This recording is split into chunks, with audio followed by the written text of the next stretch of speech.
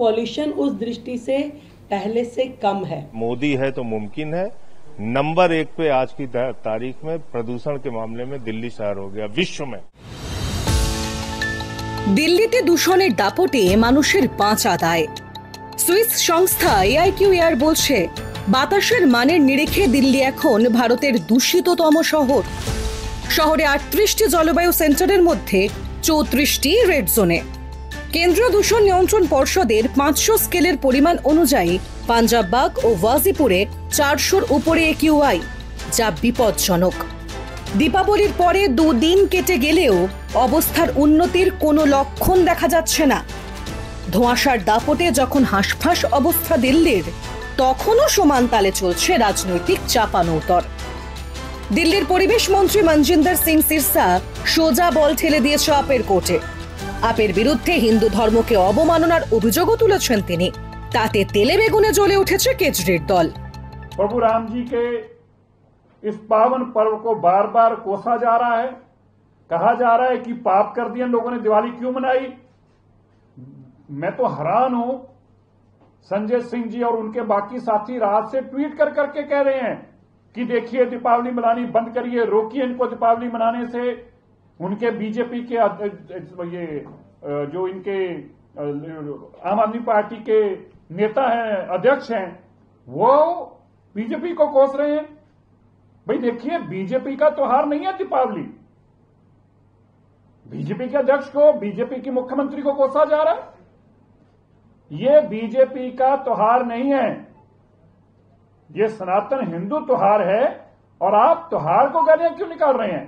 त्योहार के प्रति आप शब्द क्यों बोल रहे हैं? आप हमें बुरा बोलिए ना, आप हमारे विरोधी, हमें गालियां निकालिए, हमें कोई इतराज नहीं है। लेकिन यह कहना कि बीजेपी दीपावली मना रही है, यह कहना कि बीजेपी ऐसे पटाखे चला रही है, यह कहना बीजेपी ऐसे गलत कर रही है। भाजपा अपनी नाकामी छुपाने के लिए इस तरह की बातें करती है। आज दिल्ली वाले are force to breathe a poisonous air. आज ये बताएं कि इन्होंने कितनी जगह पर हॉटस्पॉट, सारे हॉटस्पॉट्स आप देखिए दिल्ली में सब सीवियर रेंज में दिखा रहे हैं। इन्होंने क्या किया था, दिवाली से पहले क्या मेजर्स उठाए थे, इनका क्या विंटर एक्शन प्लान था, इन्होंने क्या स्टेप्स उठाए, पुलिस के द्वारा इन्होंने क्या इम्प्लीमेंटेशन की। This should be the question and Bhajpa should be held accountable for this. অবশ্যই বিপজ্জনক অবস্থাতেও নিজের সরকারকে কার্যত সান্ত্বনা পুরস্কার দিচ্ছেন দিল্লির মুখ্যমন্ত্রী রেখা গুপ্তা। তিনি জানিয়েছেন, গত 5 বছরের তুলনায় এবার দূষণ কম, তাই দিল্লির বিপজ্জনক অবস্থাতেও আত্মসন্তুষ্টি মুখ্যমন্ত্রীর মুখে। देखिए, पॉल्यूशन के स्तर पे आप सब ने डाटा देखे।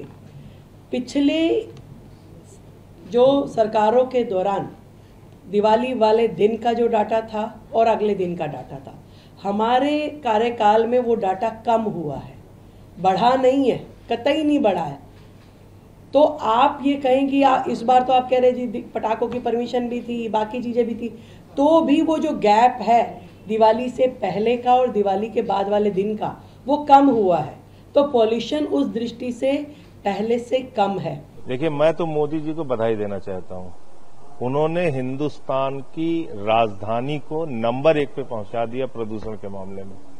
अभी तक हम लोग दूसरे, तीसरे, चौथे, 5वें नंबर पे संघर्ष कर रहे थे, लेकिन मोदी है तो मुमकिन है। नंबर 1 पे आज की तारीख में प्रदूषण के मामले में दिल्ली शहर हो गया विश्व में। दुनिया में हमारा डंका पीटा जा रहा है। कितनी बड़ी बात है, सोचिए आप। प्रदूषण में हमने नंबर 1 पे पहुंचा दिया दिल्ली को। तो ये मोदी जी हैं तो मुमकिन है। मैं उनको भी बधाई देना चाहता हूं, रेखा गुप्ता जी को भी बहुत बहुत बधाई देना चाहता हूं। जो काम 10 साल में आम आदमी पार्टी की केजरीवाल सरकार नहीं कर पाई, वो काम उन्होंने करके दिखाया। আপাতত বৃষ্টি না হলে দিল্লির দূষণ সমস্যার সমাধান দেখা যাচ্ছে না। দীপাবলির আগে ক্লাউড সিডিং এর কথা বলেছিলেন দিল্লির পরিবেশ মন্ত্রী। দীপাবলির পরে 2 দিন কেটে গেলেও সেই কথা অবশ্য তিনি আর তোলেননি।